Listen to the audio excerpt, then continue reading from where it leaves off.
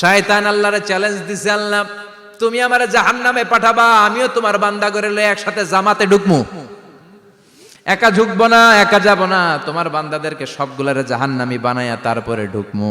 তোমার চ্যালেঞ্জ দিলাম, একটারও জান্নাতে ঢুকাইতে পারবা? আল্লাহকে তুই আমার চ্যালেঞ্জ দিলি? আমি তো সব রাজার বড় রাজা, মহারাজা, আমার চ্যালেঞ্জ দেশ, এত সাহস পাইলি কই?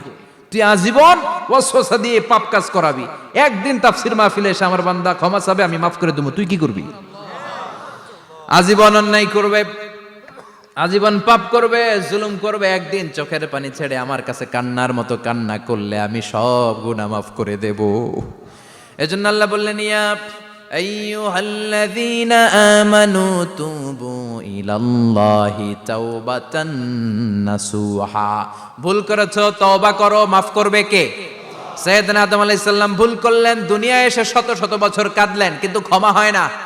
আল্লাহরে বললেন, আল্লাহ কি করলে ক্ষমা পাবো বলো? ফাতালাক্কা আদামু মির রাব্বিহি কালিমাতিন ফাতাবা আলাইহি। আল্লাহ বললেন, ও আদম, তোমারে কিছু কালেমা শিখায় দেই, এই কালেমাগুলো দিয়ে আমার কাছে দোয়া করো, ক্ষমা করে দেব। আল্লাহ শিখায় দিলেন, ও আদম, দুই হাত তুলে চোখের পানি ছেড়ে আমার কাছে পড়ো, রব্বানা, পড়েন, রব্বানা যালামনা আনফুসানা ওয়া ইল্লাম তাগফির লানা ওয়া তারহামনা লানাকুনান্না মিনাল খাসিরিন। এটা শিখাই দিছিল আল্লাহ। আল্লাহ, আমি জুলুম করেছি, অন্যায় করেছি, ভুল করেছি, পাপ করেছি, তুমি যদি ক্ষমা না করো, ক্ষমা করার কেউ নাই, ঠিক কি না? আমরাও পাপ করলে এই দোয়াটা পড়ার দরকার আছে না নাই?